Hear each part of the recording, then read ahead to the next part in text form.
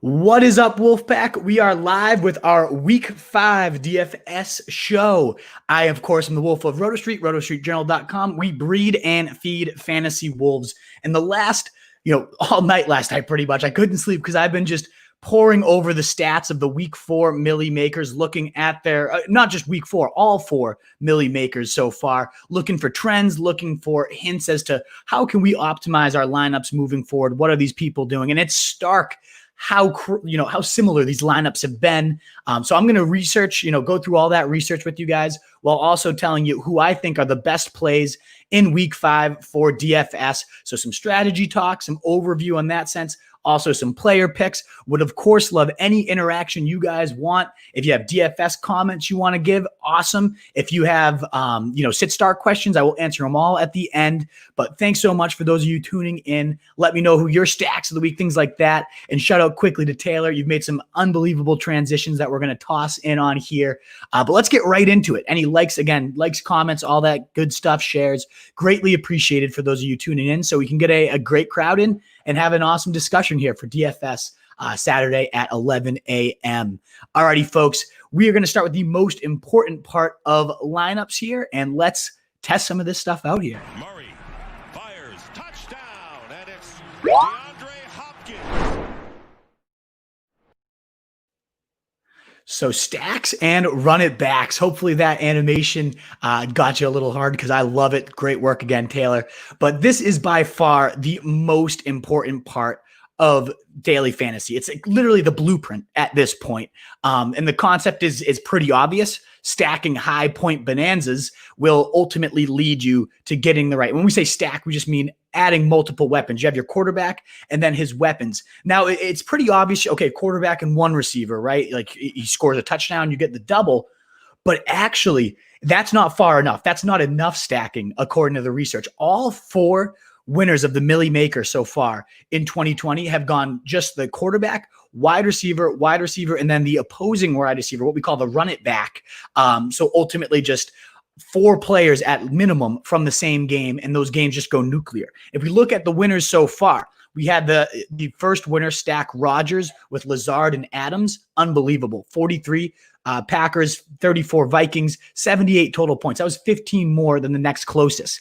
And that was the winning stack with those 3. Then he brought it back with Thielen, who went nuclear as well. We had Cowboys, Falcons, 40 Cowboys, 39 Falcons, 79 points, 16 more than the next closest game. Hawks, 38, Boys, 31, 69. That was actually the lowest scoring game. And that just goes to tell you how much you need live points in this 16-point difference. But 2 points only in that one. But then the Cowboys, Browns, 38 to 49, 87, ridiculous amount of points. So clearly you need the high scoring points bonanza. Which one does it end up beating? The ultimate boys, they're in 3 out of 4 of them. Outside Week 1 dud versus the Rams, it's been all about stacking either Dak, who's been the Milly Maker in 2 out of the 4 weeks, or whoever's facing him, who was the Milly Maker with Russell Wilson in Week 3. So that's been 75% hit rate so far. And it makes sense to kind of go back to that well. Let's look at the highest Vegas over-unders for the week to see what games could go nuclear in Week 5. The highest totals are the Raiders and Chiefs at 56.5, and also the Jaguars-Texans at 56.5. Both make sense. I like attacking them. I think the Jaguars-Texans could disappoint despite there being some big injuries across the Jaguars defense. I don't know if I'm going all in on that one. Raiders-Chiefs, I do want to work in some Chiefs, of course. Who doesn't want Chiefs in your lineup? They're going to definitely put up points against the Raiders. I don't know that the Raiders keep it competitive enough that that's the game I'm going all in on. But then the other high over-unders of the week, 53.5, the Dallas Cowboys versus the Giants, Panthers and Falcons also at 53.5. Love both of those, as we're going to talk about in a second. But the last game I want to toss out there, not to sleep on, is Baltimore and Cincinnati. I could see that one going completely crazy. Even though it's only 50.5, I wouldn't be shocked to see Burrow go nuts. So let's talk about, as we mentioned, those honorable mentions. I do, there is the scenario that Deshaun Watson, freed from Bill O'Brien, finally goes crazy. Could totally see it. Definitely, Will Fuller, a great play against that cover 3 shell. They run a lot. He destroys those. And also Miami San Fran at a 50.5 over under. Wouldn't be shocked to see that one go crazy. But to me, I'm starting with that Giants Cowboys game. Again, 75% hit rate with the Cowboys so far. To me, that's got to be where we start. And Daniel Jones is the definition of the value stack of the week. We saw this guy go over 30 points 5 times last year, so we know he has the upside. That was more than anyone not named Lamar Jackson, so he can hit it. And then his weapons are so damn cheap this week with Darius Slayton coming in at 4,800, Tate 4,600, and Ingram at 4,600. Definitely a nice cheap stack. I will definitely be getting in on. You got the Jason Garrett revenge game narrative. Is he going to unlock this offense and just really try to sling it and put up points against his former team? I think it could be, a realistic option there. So we'll see. I love this as my cheap stack of the week. In particular, Golden Tate is by far the least owned projected of these guys at 4,600. Most are going the Ingram Slayton route. If you're stacking this, both of them projected over 15% ownership right now. And I totally see that. Slayton's been the clear number one. The Cowboys suck against number ones, against everybody. Let's be real here. But still, Tate with that low ownership, I could see him putting up, 25 points at 4.6 at 5% ownership and going nuts. So don't ignore him. Ingram also a great bet for 1-2 touchdown potential. They've given up a touchdown in 3 straight games to tight ends. I definitely think Ingram carries that trend. And then in general too, Devonta Freeman at 4,600 is a great, just if you're trying to stack my next stack, the Dak stack. Devonta Freeman, that game is just a great source of value either way, that Dallas Giants matchup, in particular from the Giants side. But how could you ignore the fact that Dak has been the Milly Maker in 2 out of 4 lineups so far? And then again, of course, the team, Russell Wilson facing them, was a third one. So 75% have come against the Cowboys, but Dak has been responsible for a bunch. And he's still not getting, this is the year, a trend so far from all these are nobody's buying really cheap quarterbacks so far. Rodgers at 6,300 in week 1 was the cheapest. And then we've had Dak twice and Russell both over 7K. And this year, it seems like every week there's a QB going 35 to 40, and it's always usually Dak or whoever is facing him. Makes sense because their defense sucks. Their offense plays faster than anybody. So it sets up just a perfect ripe scenario for that. I will say too, it sucks that the Seahawks aren't on the main slate. If you're playing the full slate, you got to be stacking that Minnesota and Seahawks game, 57.5 total. I think they're going to go 75 or more points there.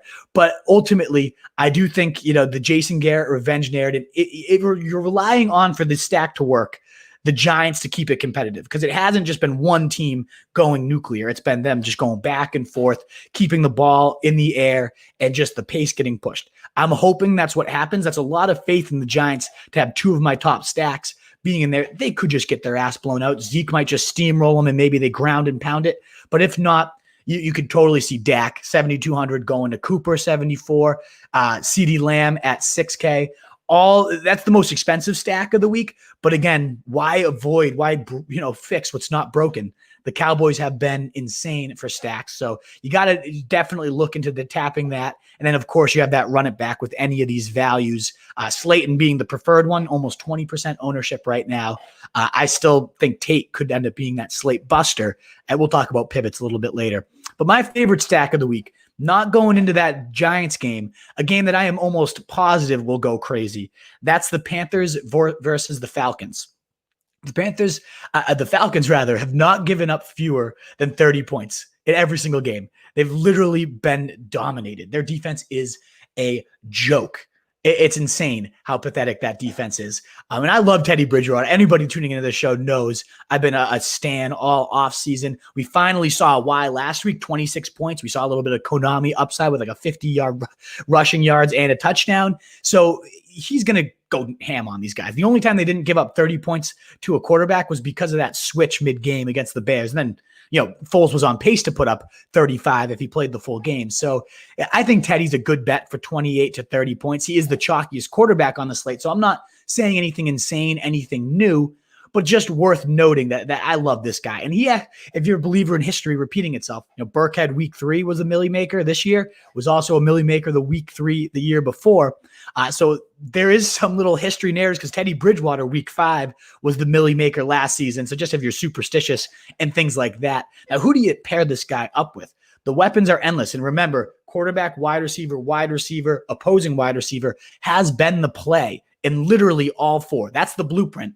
So it seems to make sense you'd go Bridgewater, Robbie Anderson, DJ Moore, and then somebody from the Falcons, Ridley, kind of the obvious play, right? The stud who, other than that donut last week, has been unbelievable. The wide receiver 1 in a lot of fantasy leagues despite putting up 0. So he's been great. That seems to be like the stack, right? I personally feel like I might pivot away from Moore. Everybody all in on the rebound, and I get it. The player is unbelievable. I just don't see this rapport right now between Moore and Bridgewater. I see it with Robbie Anderson. I see the usage with Robbie Anderson leading the team in targets with 34, second in receptions with 28, first in receiving yards with 377, has the touchdown on the year. I mean, he's the alpha, and I think it's time we have to accept that. And he's still $100 cheaper than DJ Moore. I did not expect that. Nobody expected that coming into the year. But ultimately, that's what we're getting, and we have to react. And the pricing on DraftKings still hasn't flipped yet. So I'm going all in on Robbie Anderson. I'm not opposed to having both guys in my lineup. That is the formula. But instead, to differentiate a little bit, I'm going to probably put some Mike Davis in there as well. I mean, he's operating essentially. It's like I'm putting a wide receiver in there, given what this guy has done since taking over for Christian McCaffrey. Is he an elite talent? God, no. Not at all. But the amount of usage he's seeing, 73% of the snaps, 14.5 carries, 7.5 targets, just 3.0 opportunities inside the 10-yard line every single week, 19 points per game so far in fantasy. And now you got Reggie Bonifant, who snaked a receiving touchdown last week out. Man, it's going to be one more just full, huge workload, assuming McCaffrey might be back next week.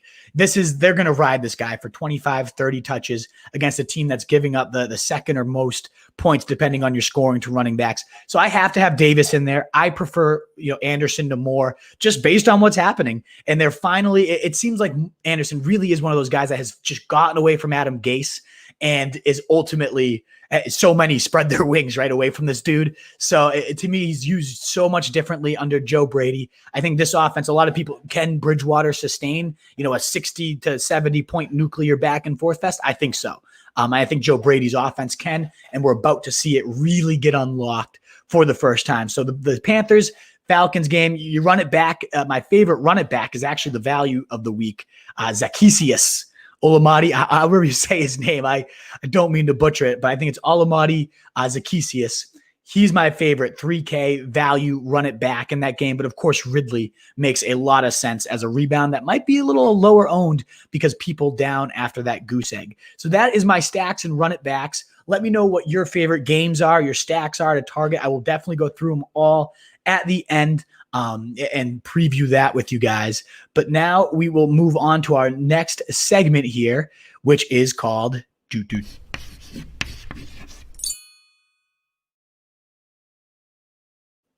the Chalk Talk, folks. Well done again, Taylor, with that transition.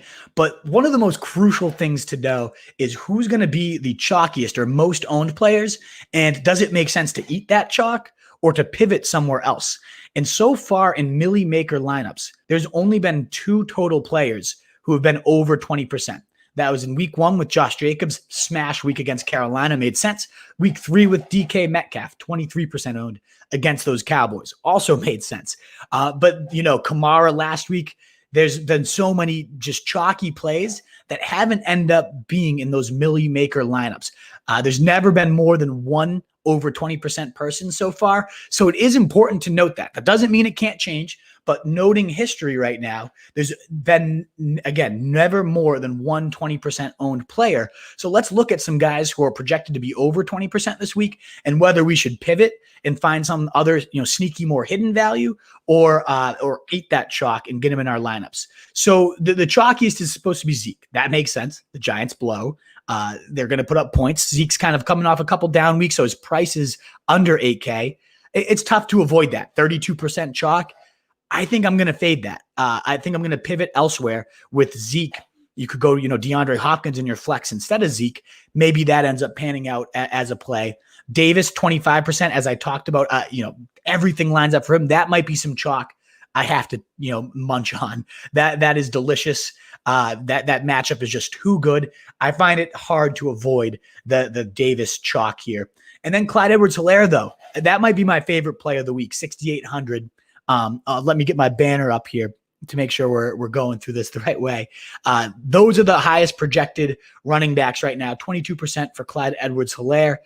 It's between him and Davis. If you're going to try to follow history and only have 120% above, to me, it's got to be one of those running backs. And I have a hard time fading Helaire this week, facing the Raiders, who have given up by far the most points to running backs. So much of that coming through the air. The second most receiving yards, second most touchdown totals combined between rushing and receiving. I mean, it's a bonanza. And Helaire hasn't blown out quite yet. We've seen a nice high floor, double digits in every week, despite seeing some really tough matchups. Now he finally gets that cream puff cake.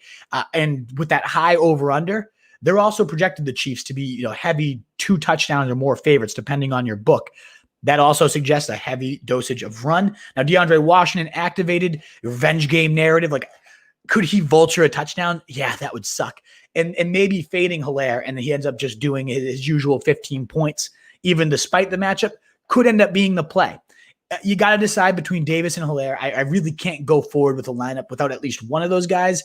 I love having them both, but history would not be on my side if I don't fade one of them. So where could you pivot to instead?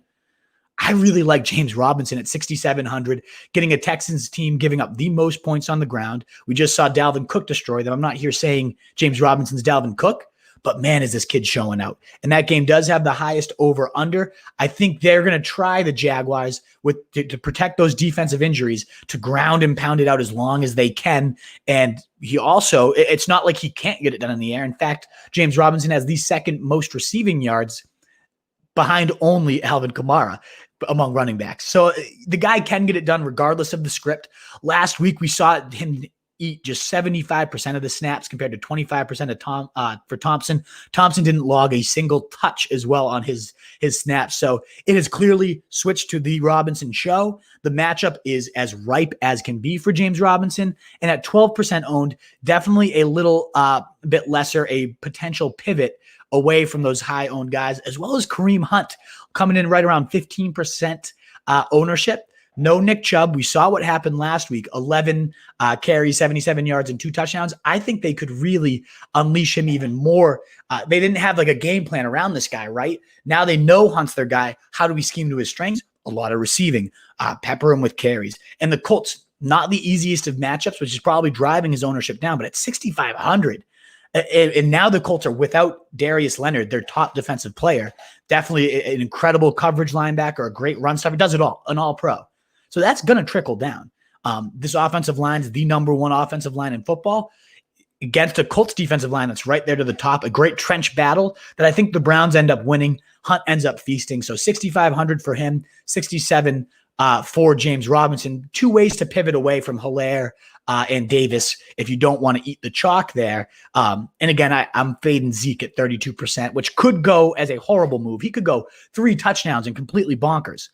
Well within the realm of possibilities, but I think I'm fading the Zeke chalk. I'm going to probably eat the chalk on Davis or Helaire, one of the two, and then pivot away with Robinson or Hunt is my play for running backs. Now, wide receiver, once you get under 20%, you see a lot of 19, 18 in these Milly Maker lineups, so you don't have to get overly crazy and start just fading everybody. We'll talk about it in sub 5% in a second, but ultimately, you don't have to get so contrarian to win these as you think you might have to beat out a field of 200,000. You only need 1 or 2 really boom sub 5% plays. So we don't have to get crazy and start fading all this chalk.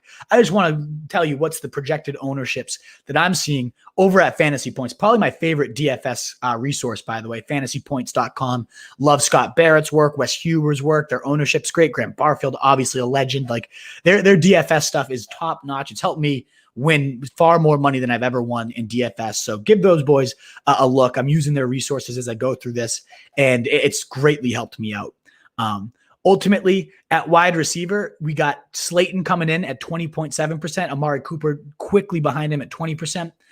I like both a lot this week, but ultimately, I don't mind pivoting from Slayton to Golden Tate, who's looking at sub 5%, $200 cheaper, and hasn't had that blow up, but we know he's going to have one or two. He always has one or two, right? And who better than against the Cowboys? Probably fired up after last week's fight. Joe Judge had his back. Like, all those things start to add up, and I really think Slayton is a decent fade at his price. He could go crazy too. The Cowboys have not stopped any receivers, never mind number ones, since losing Byron Jones. But I like going away from Slayton and finding the cheaper options in that game, lesser owned options. Amari, if you're going for the nuclear wide receiver and you're going with that Dak stack, how do you not have Amari, the PPR wide receiver 1 right now? I get it. That's chalk to eat. But I also would want CeeDee Lamb in there at 6,000. And if I'm only picking one for like a run it back, I'll go with the lesser owned guy at Lamb. And then Robbie Anderson, as I said earlier, I'm eating that chalk. I love it. DJ Moore, only 5% less ownership, certainly lesser owned and could blow up even further. Both of them could be in lineups, but 17% is not enough for me to say, oh, I can't go Robbie Anderson now. So he's going to be my play. I'm always going to have 5,900 Robbie Anderson, and regardless of how I'm stacking the other games, definitely trying to get one of those cheap Giants receivers in there, regardless of where I'm going at other games. And if you're pivoting, though, away from some of these top plays, like instead of Amari, give me 500 cheaper Tyreek Hill at 13%, 7% less ownership and $500 to save in the highest over-under game. I mean, the guy has scored Tyreek Hill in 4 of 4 games so far, but we still haven't seen just the 60-yard bomb nuclear. We saw Robbie Anderson do that against them in week 1. Horrible pursuit angles. We see like a Raiders team that says they're like 5th best against wide receivers. They face nobody other than that Robbie Anderson game. So ultimately, I don't buy into the points against.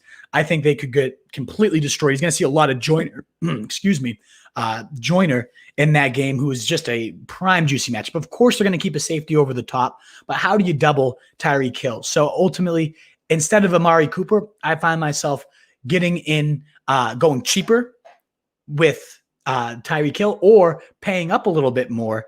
We're getting Hopkins coming in at under 10% right now. He should destroy the Jets. Now, that's not a game stack I'm going after because I don't think the Jets keep it competitive. And again, the games you want are the ones that just light it up. I don't think the Jets will put up anything on the board. But early on, you could see Hopkins catching 10 balls in the first fucking half against this pathetic secondary. We saw Jerry Jeudy just mossing them all over the place. Big play after big play. Tim Patrick put up, 200? like 100 yards. So 200 combined between him and Jerry Jeudy. Hopkins could go nuclear, under 10% owned. That's the word of the day, apparently, nuclear. But ultimately, I think that's a decent way to pivot away from Amari Cooper, who's in like the middle between Tyreek Hill and DeAndre Hopkins. I'd rather either pay up that extra 500 or save the 500 for my top owned guy. I also don't mind pivoting over to Will Fuller at 6,600. Think he could destroy that Jaguars defense, especially if their top corner does not play. He's questionable for the week. So that's kind of where I'm leaning there. Quarterbacks, it's never too high, but the highest is Teddy Bridgewater. So he's not like a secret. You find this under 5% owned guy. People know, let's target against this Falcons defense. It's pretty obvious stuff. No doubt about it. But I still am going after that one. That's going to be my favorite stack of the week. But as I mentioned, pivoting to Daniel Jones or just going to Dak, who is somehow the 5th highest projected quarterback of the week behind Teddy, Deshaun, Daniel Jones, and Matt Ryan, even though he's won 50% of the Milly Makers. Like, go to Dak then. Pay up. Figure it out elsewhere. We'll give you those bargains right now. And one guy that's projected to be pretty high owned, the tight ends, the scene's not brutal. We got 14% for Kelsey, 12.5 for Ingram as the top 2. It's still both very viable. That's nothing that you have to be scared of. That's not overly high ownership right there. But I do like going cheap at Ebron if I'm pivoting away to those guys, saving some money if I'm punting the position. And I also like, if I wanted to pay up, Mark Andrews, baby. 6,200. It's only 200 cheaper than Kelsey. So that's why Kelsey is so ridiculously high owned. But you can save a couple hundred, and don't be shocked when Andrews puts up 2 touchdowns against Cincinnati. Again, a game I think only 50.5 over under. Wouldn't be shocked to see that one blow the doors off that over under with Andrews being a big part of that. I feel like he just historically destroys Cincinnati. Maybe I'm wrong. And the last guy I want to mention, Drake's like 16% ownership. 5,700, I get it. You know, is this the Mixon storyline, right? He bounces back and has a 3-touchdown day? Maybe. But how the fuck could you start Kenyon Drake at this point in DFS? Obviously seasonal, you know, the matchup's ripe. You could get him in there, but I'm not going back to this well. He keeps every single week. It's like, this is going to be the week. He's going to turn it around. So he's up there in like the 18 to 20% ownership. And every week he tanks those teams. Count me out. I'm fucking done with Kenyon Drake. No receiving usage. Maybe again, if he flips it, it's going to be because he has a Joe Mixon receiving turnaround, but he hasn't yet. Literally no routes run last week. None. 0 targets. Like, that's the Edmonds role right now. I don't get it. I don't know why. It doesn't make sense to me after he thrived in the role, but I am avoiding Kenyon Drake at all costs this week. If he goes nuclear, the word of the week, then sorry, but I can't go back to him. Now we are going to transition to our bargain plays of the week. So how can you save up for some of these studs that we are talking about? My favorite bargain running back, and it's not too cheap, but Antonio Gibson at 5K after being 4,500 last week. We shouted him out on here. I didn't end up playing him. I was a little nervous with the Baltimore matchup. He has his biggest day as a professional, 20 fantasy points, 22 DraftKings points, lit it up. Was still only in on 44% of the snaps too. So that 20 points came despite playing less snaps than JD McKissick. Like, what the fuck are we doing, Washington? You really just need McKissick in? What's that accomplish for your team?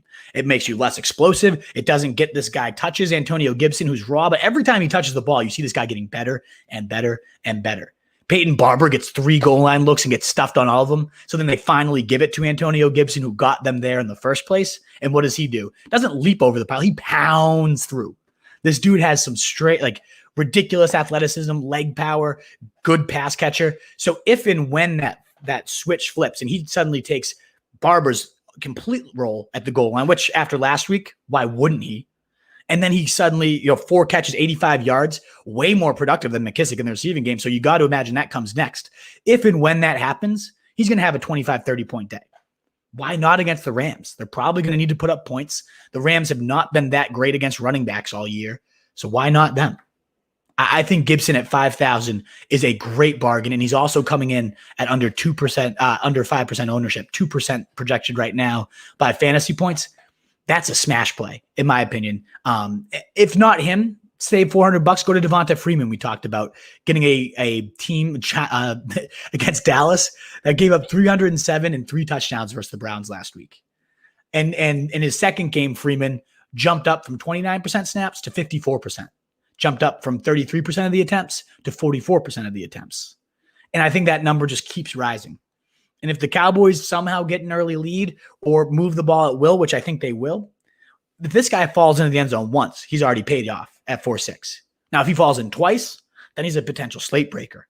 He's also coming in at under 5% owned. It's gross. Like, I'm not excited. That line's still horrible, but it's Dallas. The matchup is there. This is a way to save some money at running back. And ultimately, just like to preview what people have done in the Milly Makers so far, there's only been a handful of legit punts. So we don't have to get crazy cute with these bargains, right? Only week 3 had double punts at running back, 2 4K guys in Burkhead and Jeff Wilson, but those made sense. The starters were all out. It looked like a good game flow there for Jeff Wilson. Burkhead against the Raiders made perfect sense. We actually shouted him out on our week 3 show. He was our punt of the week. And then week 2, Jordan Reed was a ridiculous punt. And again, we called that one too. So I like hitting these bargains, and I've actually been decent at it. But you don't have to just punt to punt. In week 4, it was all mid-price guys. And that's kind of often what it is who are those 5, 6K guys that just go off for 35? That's how these lineups for the Milly Maker have been constructed. But I did want to shout out, I think Gibson at 5K could be that one that just goes crazy, or Devonta Freeman. At running back, there's really not much else I love. I mean, I see Akers coming in at the bare minimum at 4,000. No one's going to be in on him, but he's practicing in full. What if he just steps back in for the 15 touches he got in week 1? And what if he actually does something with them? I mean, that could be intriguing. Dearness Johnson, 95 yards on 13 attempts last week, both highs on the Bucks, 4,700. Maybe he does something. Gaskin, 4,800. San Fran, not the easiest matchup, but they're banged up. Guy catches balls. So those are a couple other bargain running backs. In terms of wide receiver, the only true punt I'm seeing, the guy I'm really liking, is Mr. Olamide Zaccheaus. And also a streamer for those of you in redraft leagues if you need a desperation flyer with all these COVID things going on. At $3,000, I was going to be all in on Damiere Byrd, but that game's now off the main slate. So he's off. It's got to be Zaccheaus at this point. Of course, Julio Jones' status determines how viable that punt is. He's also coming in at right around 10% ownership, so it's not like a secret punt. But 8 catches, 86 yards on Monday night. Very looking just quick, nimble. The team high 9 targets. So he's not a secret here. And Derek Cutter has come out and said, I trust this guy if Julio misses time. I like him a lot. Everybody seems to like him. Again, 10% ownership projected. So if you wanted to sneak away and find another complete punt, Jeff Smith for the Jets, whoever that guy is, had 15.1 points last week on Thursday Night Football. But he's also playing with Flacco. So I don't think I'm going there. Just figured that's a name to toss out, as is Isaiah Ford. 3.5K against San Fran. And I think San Fran puts up points early. And then it's a lot of comeback for Ryan Fitz. And his guy has been the slot with Isaiah Ford. But I'm looking more at like the $4,000 receivers. Again, I've mentioned Tate a bunch on this show. 4,600, 5% ownership. Slayton is the guy. I mean, 4.8 is there's a reason he's 20% projected ownership. He's had a 30-point day already and should roast whoever the number one is on the Cowboys because they don't have a number one. They suck. But Tate could also just go crazy, or he could be the one that goes crazy. You save a couple hundred, you have way less ownership. That's how you win the Millie. So I like Tate. I like Hardman at 4.4. Tyreek Hill's probably going to do his thing, but who says it's not Hardman that goes crazy for a touchdown or two deep? He scored in back-to-back games. The Raiders, if the Chiefs are going to hit that like 30-plus total that they're projected for, you got to think Hardman could be a real part of that. And you're seeing the cool usage at the goal line with like the shovel passes and all that weird little shit. Could be Hardman week. And I also love, if he's healthy, LaVisca. Who doesn't love Visca? Coming in at right around 7 to 8% ownership. He is just looking nice. That the highest over-under total next to the Chiefs game, I think he'd be a big part of them hitting that if they do. He gets it done as a runner. We talked about James Robinson and why we love them. They could put Chenault at running back, and he could just rip a 60-yard rushing touchdown. Wouldn't be shocked at all because of how bad that run D is. But he's also getting it very well done as pass after the catch wide receiver. So I love me some Chenault this week at 4,500 and pretty low ownership, as long as his hammy's healthy. He did miss the fourth quarter last week after racking up his best professional day. You got to track that. But don't be shocked if this guy finds the end zone once or twice. Maybe once as a runner, once as a receiver at only 4,500 could break the slate. So I like that a lot. And then tight ends, I'm not seeing any true Jordan Reed style 2,600 punts, but it sucks that Jonnu's not on there. At 4,900 was my play of the week until they got moved. I would have loved to stack that game. But Ingram at 4,600 against that Giants, that Cowboys defense, 3 touchdowns to tight ends in a row. Got to love that. Ebron at 4,000. Got to love that as well. Those are my kind of favorite plays. If you're going really punting, Ian Thomas at 3.4, not bad at all. Could definitely score 1, maybe even 2. If that could be a way to differentiate your Atlanta stack with Teddy Bridgewater, or Akins against the Jags. Again, that game, 56.5 total points and plenty of options. He's 3,300. Plenty of options under 5,000 to get in that game action cheap. Again, Fuller and James Robinson, the preferred kind of game flow. I like to stack with that game to get those over-under totals, but certainly those guys are cheap. And the biggest punt probably won't do anything, but Trey Burton, 2,900, saw 5 targets in his return for the Colts last week, facing Cleveland, giving up the most points to tight ends. If he sees another 6 targets and one of them comes in the end zone, 2,900, that saves you. So that is my bargains of the week. Our last segment before your questions.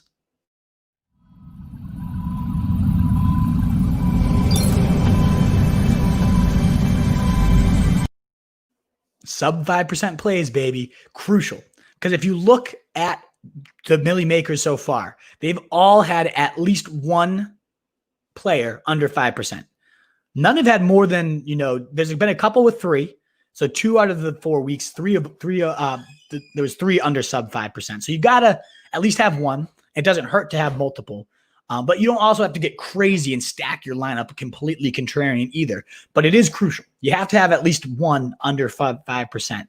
As we looked through those trends. And again, I'm going to write an article about all these trends and publish it. My favorite is, I have to mention again, Antonio Gibson. By far my favorite sub for 5% play. Some sites have him coming in around 7, but that's still far low.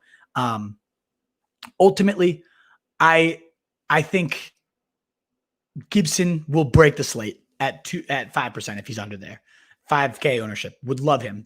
Devonta Freeman, we mentioned 2% ownership would be great. But if you want to pay up a little bit and kind of pivot away from some of those high price guys, Jonathan Taylor at 6.2. I mean, the guy keeps looking fantastic each and every week. It's just a matter of, is Wright going to finally take the training wheels off? Wilkins coming in for like 30% of the snaps. What are we fucking doing? There's going to be a week where he gets knocked off. It could be as early as this week. Wouldn't be shocked at all. He's coming in at 1.5%. So if and when Taylor gets unleashed, and if it's this week and he's 1.5%, he has this like 30-point day that he's capable of, he could be a monster. And a decent way to pivot from those Hilairs.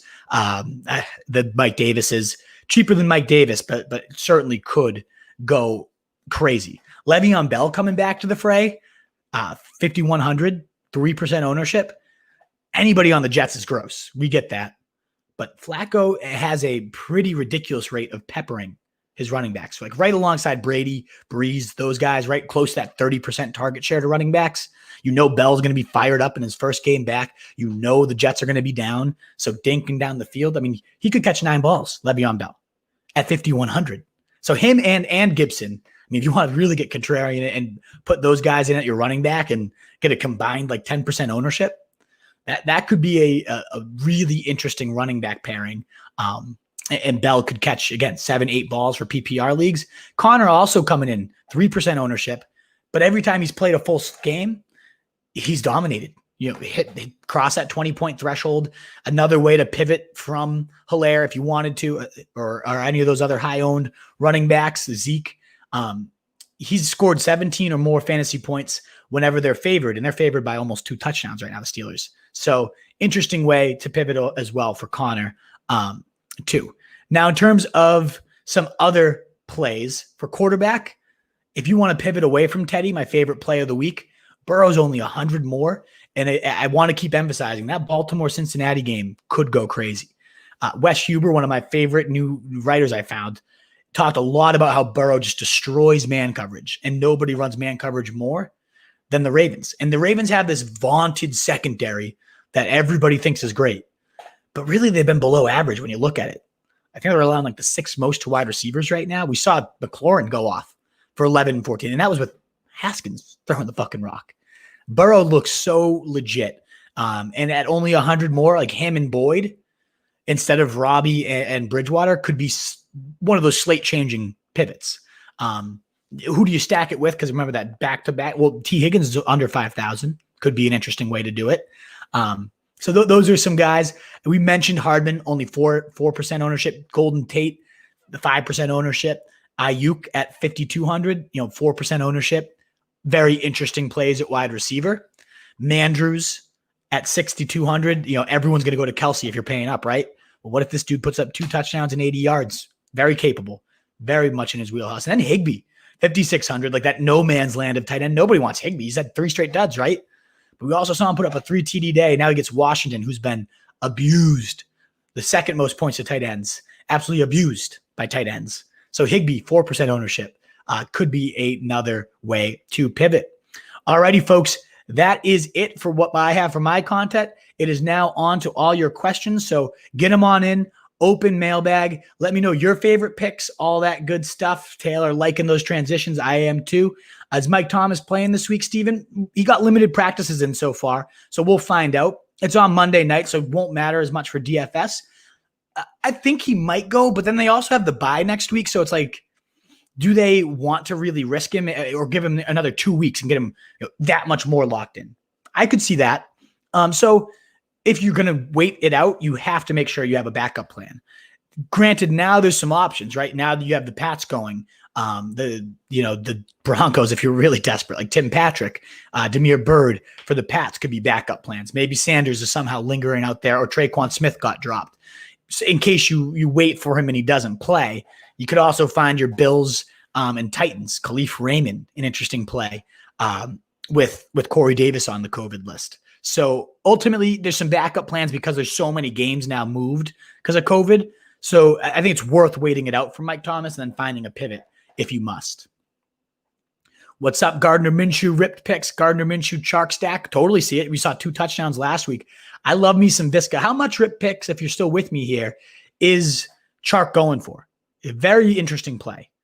Could totally just destroy that awful Houston secondary. And Houston has the weaponry to go back and forth. So at 56.5, that game makes total sense to stack.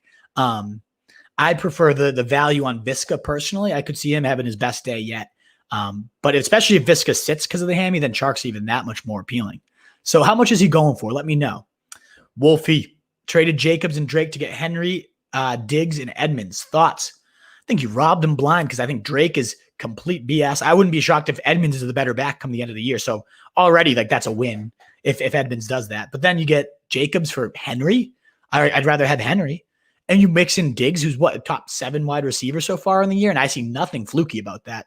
He's getting the volume. Josh Allen is playing at an MVP level, and for all his faults, he's peppering him. So I think you absolutely buried that person in the trade. Not even close. So well done, Jake Knight. That's a Wolf trade if I've ever seen one. Morning, buy all the Texans, says Eric L. Smith. Yeah, it could be that week that they just, Bill O'Brien gets cleared out. I think that's a common narrative, and I'm not sure I'm all fucking in yet. I think the line is pretty crappy. I will say David Johnson also at 5,200, I should have mentioned on here, way underpriced. He looks sluggish. He looks slower and slower by the week, but at 5,200, he's got a great bet for 2 touchdowns this week. Again, the Jaguars, no Miles Jack, probably the best linebacker on their team. You can't understate what an impact that can have on a team. So I do like the Texans to put up some points this week, but it might be getting a little overblown. I think everybody's so willing to forgive Deshaun Watson because it's all Bill O'Brien's fault, but losing Hopkins, that line is not good. And what if Fuller goes down? Then it becomes, all right, why did I buy Deshaun Watson so much? Because Fuller's going to go down at some point. So I get it. I see the narrative, and I wouldn't be shocked to watch them just go for 40 this week, right? But I don't know. I think it's getting a little overblown. There's other teams I'm targeting this week. What do I do, Mr. Van Deventer, the fullback with the cowboy collar, with Kenyon Drake? You put him in your flex, send a message, right? And let him know how you feel. If you have good options, bench him. Fuck Drake. Literally running no routes. They run him up the ass of the fucking center every time, and he's getting nothing with it. I don't know why his usage is just flipped. The reason I loved him so much coming in the year was he gets out in space, he's screened. This offense uses their running back so creatively. And then they just decide, we're going to use Kyler Murray at the goal line every time. And it works. So, okay. And then they're going to decide, let's ram his ass up, but let's get Chase Edmonds in space instead. Okay. Makes no sense to me. Don't get it. Don't know why, but that's what's happening. So sucks. Minshew. that's your play rip picks. Like it. Ended up getting that trade for Mixon, sent Evans and Lat Murray, then flipped McKinnon and Higgins for I like that. That's Allen Robinson and Kelly. Wow. How is that the price of McKinnon these days? I mean, me, Mike Clay. I'm the biggest McKinnon fan out there. But if I could get Allen Robinson, Josh Kelly was just a toss in there. You could have just gotten Allen Robinson for that deal, and it would have been enough. But the fact that you also got Josh Kelly, who might become the lead back, probably will if he doesn't fumble it away for the Chargers, and it's sounding like Eckler. I mean, there's a chance he doesn't come back. This thing is off the tent. It sounds bad. So if Kelly can thrive, he's had some nice runs, and he's looked like just another guy at times, a Jag. But either way, that's a nice bonus toss. And I like Higgins. I love McKinnon, but you got yourself an alpha wide receiver 1, and then a potential high-end RB2 for McKinnon, who's now going to contend with Mostert, and Higgins, who looks great, probably took over for AJ Green, and I like, but man, I think you robbed him. David Johnson. Yeah, so I was just talking about that Xenos, right? David Johnson, 5,200. Very intriguing. Jacobs, an interesting name to toss out there too, Xenos. I don't know what his ownership's coming in at. 6,300. I've seen that price. I just keep going to that well, hoping for that week 1 to come back. And then I'm just like, is this just a Panthers thing? Less of a Jacobs thing? Is he going to stay in? And this, I guess, comes down to this, right? The Chiefs are going to blow the doors off the Raiders. Is Jacobs going to remain in this as negative of a game script, as pass happy of a game script as you can have? Because if so, and he becomes dump off central for Carr, 6,300 is going to be a bargain for that guy. But if they mix in Richard, if they mix it, it just depends on how involved. This will be a very telling week for Jacobs' value the rest of the season, right? An interesting buy low because his owner's probably very frustrated right now. And I see the narrative. I'm pivoting to like Robinson, pivoting to Kareem Hunt, pivoting to Gibson and saving that money and going elsewhere is kind of where I'm leaning instead. Fantasy boots. How do you feel about Gurley as a bring back stack with Teddy, DJM, Robbie stack? I totally see it. I meant to highlight him and David Johnson as some ugly, but under-owned guys. Let me see what they're clocking in at for ownership right now, Gurley and David Johnson. Gurley's coming in right around 10%. Okay, so he's not a secret. People see him, but I mean, he's coming off his best graded PFF day in 2 years. He's looked pretty bad all season until Monday Night Football, and he looked more nimble than we've seen from Gurley in a while. He remains that every down guy, especially at the stripe. Definitely see it. 5,700 this week? Yeah, I see that. Why go to Drake at 5,700 when you get the guy getting it done in an even better matchup? I like that. I like Gurley a lot. Now, David Johnson at 52 coming in pretty high, 15.99, 16% or so. But it makes sense. Definitely makes sense. For my redraft, Herbert, Tannehill, or Teddy Bridge, if it's a 1 week stream, right? Teddy Bridge, Atlanta, lock it in. Panthers are putting up 30 points. Everybody's put up 30 points so far against them. If it's for long-term value, I really like Herbert's upside. I think Herbert is bound to, now that he's named the starter the rest of the season, I think he could go bananas. So I like Herbert as a longer-term play. But you've told me some of the crap you have on your bench tunes. Pick them both up. Start Teddy this week. Stash Herbert for the future. I like that a lot. McLaurin, interesting pivot off the Panthers receivers potentially. So I see that, right? 11 targets, 11 catches, 14 targets, 100 yards. I mean, monster. 2 questions there, Zenos, and let me know if you have the answers. 1, are you worried about Ramsey? Because Ramsey does still tend to shadow, and that does worry me a little bit. 2, are you worried about Kyle Allen? I know he sustained DJ Moore last year, a top 16 receiver. But is this Haskins, that was McLaurin's boy. That was 10 plus targets a week. So I'm a little worried about the Ramsey, Kyle Allen effect. In fact, I love the Rams defense. Kyle Allen sucks. I don't understand what they're doing there. Like, you suck, Redskins. Let's see if we can get Haskins, give him the chance. He's been bad, yes, but like bad enough to go to Kyle Allen. It's one thing if you go to Smith and like a proven commodity, a guy that could potentially get it done, but Kyle Allen, oh God, what are we doing? Why? So that to me is just going to stunt Haskins' growth. He's probably done as an NFL player at this point. CJ, if you're watching, fucking loser, Haskins OSU boy. But I think it's also the surroundings. They're not doing him right. And if you were going to do this, why the fuck didn't you pay $1 million for Cam Newton, who you had in Carolina? They must have had some beef because you brought in Kyle Allen. You traded for Kyle Allen rather than getting a free veterans minimum Cam Newton. I'm not the Redskins, though. Thank God I'm not. Great content, Wolf. Thanks, Jeremiah. I'm glad you're always tuning in, brother. Agree with Atlanta, Carolina, best matchup to stack. I think a lot of people agree too, Mike. So that's the one thing is, do we have to get a little sexy and fade that one and go to let's say Jaguars, Houston, or I love that Dallas Giants game, revenge narrative for Jason Garrett. Like it. You could get cute that way. And also Burrow, Burrow Boyd and that Lamar Jackson putting up his points and playing comeback. I could also see as a way to pivot away. But yes, I mean, my big lineup is going to be centered around that Atlanta Carolina game. No doubt about it. Also for my redraft for Tunes, Ayuk, McKinnon, Zacchaeus, or E. Sanders, pick 2 for flex. Ayuk is my favorite. McKinnon, even with Mostert back, I think they're going to ease Mostert back, and why give up on McKinnon right now if you're the owner, and also if you're the 49ers, all he's done is thrive for you. So I think they right against Miami. Give me all the 49ers, baby. Minshew or Goff, 6-point TD. I go Minshew. Goff getting Redskins who have no corners, but like somehow are decent against the pass right now. I don't get it.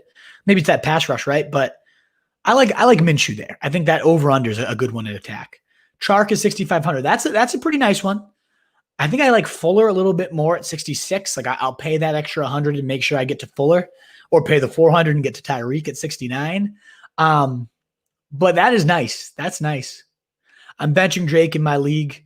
Might roll with him in the other. Hopefully sending the message like I did with Mixon. Yeah. Send that message and wake his ass up, Mike. I need it. Drake or Damian Harris for 909 orbits, my dude. I think that's where I go Drake. Like I liked what I saw from Harris a lot. 100 yards, first game, dominated the carries, 17. Looks good doing it. Broncos decent up front. Much more susceptible through the air, but the Pats are going to try to pound it with no Cam Newton. But I got to give Drake a one last little slap on the ass against the Jets. It's the Jets. The Jets. The biggest joke. The Jets. What else do you need to know?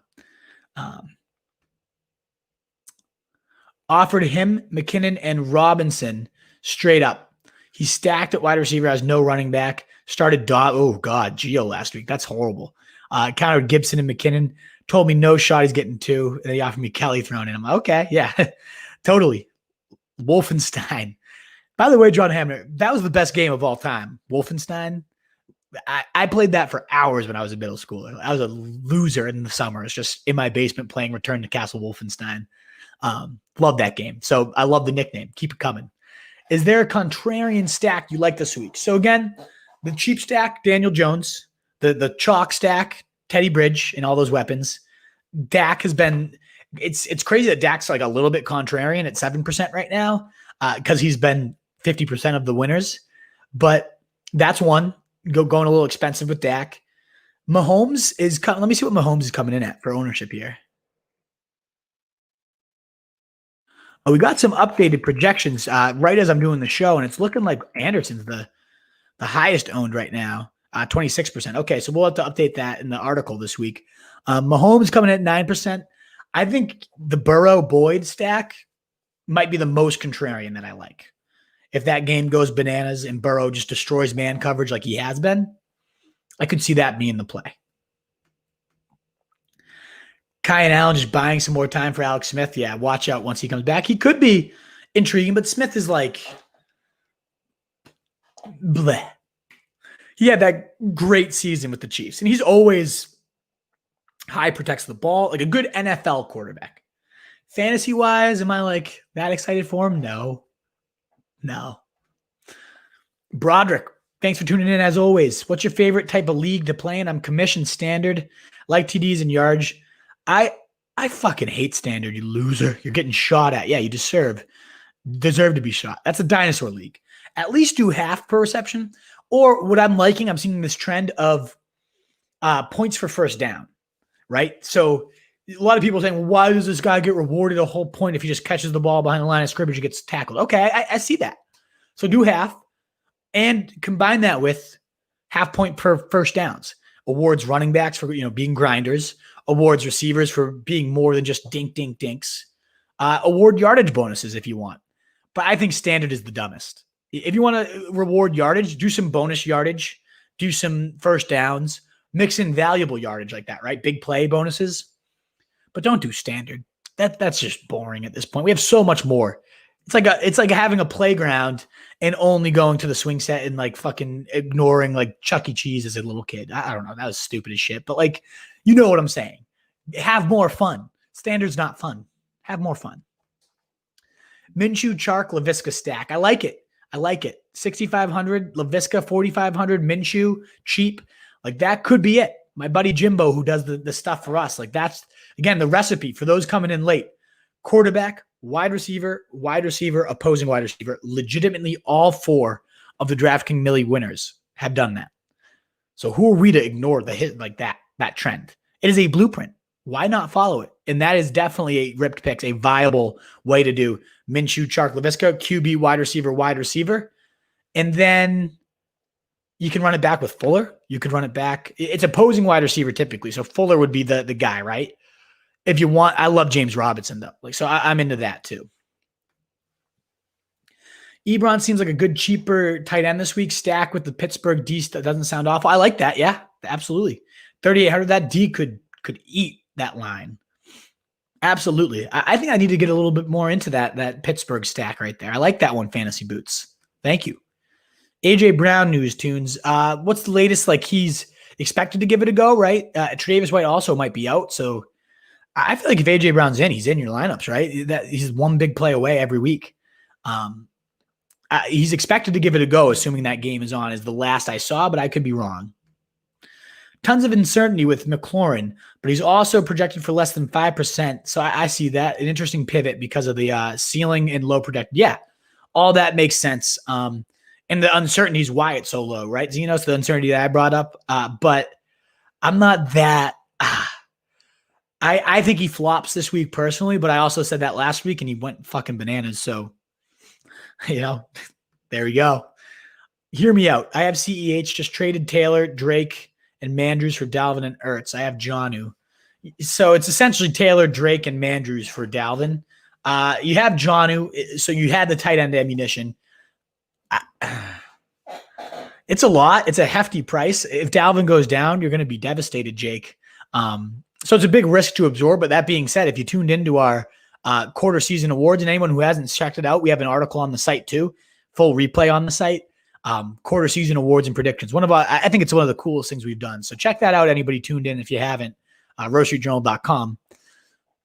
If Dalvin stays healthy, he is my pick to threaten Kamara for the MVP for fantasy.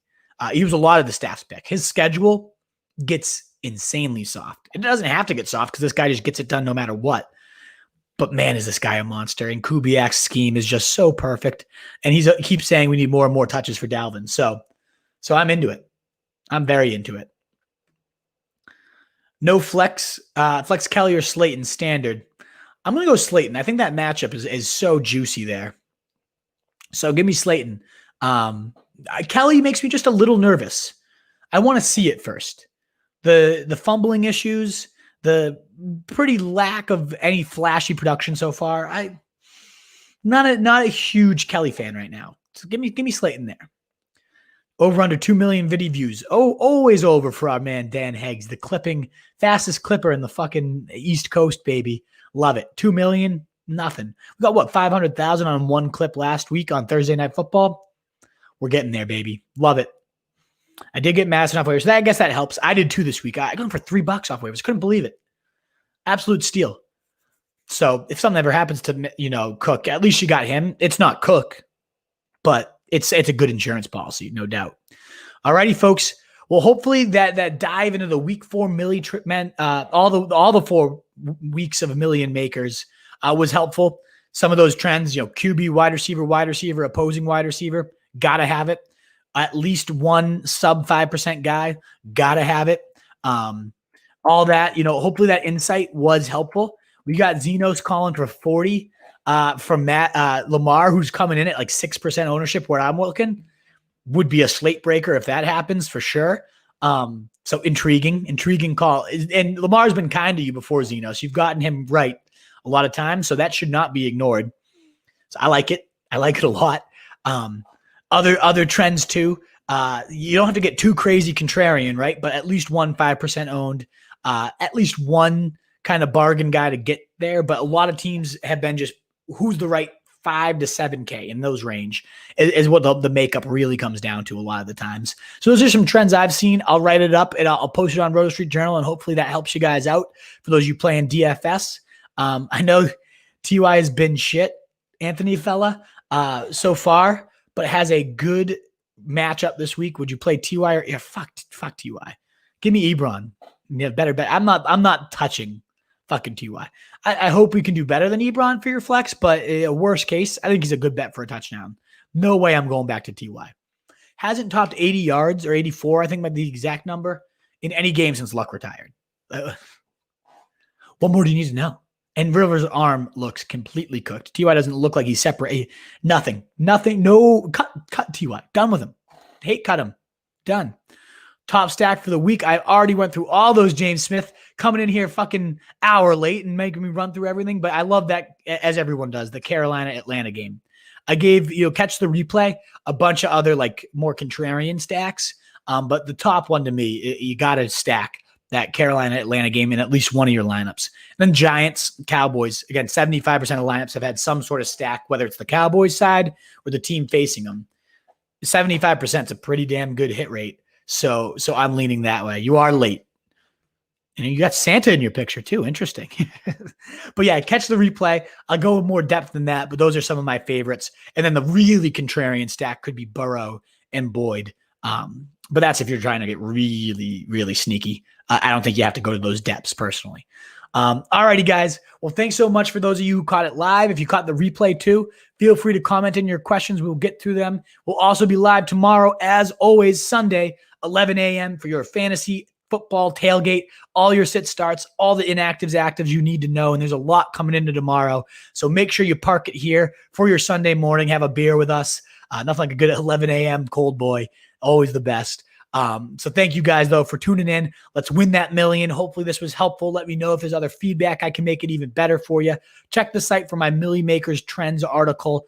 So you can get all that insight kind of boiled down in a more cohesive format. But you guys are the best. Thanks for joining me on our Saturday morning here, and enjoy the rest of your weekend. Best of luck in DFS week 5. Let's win and make millions, Wolfpack. Love it. See you guys later.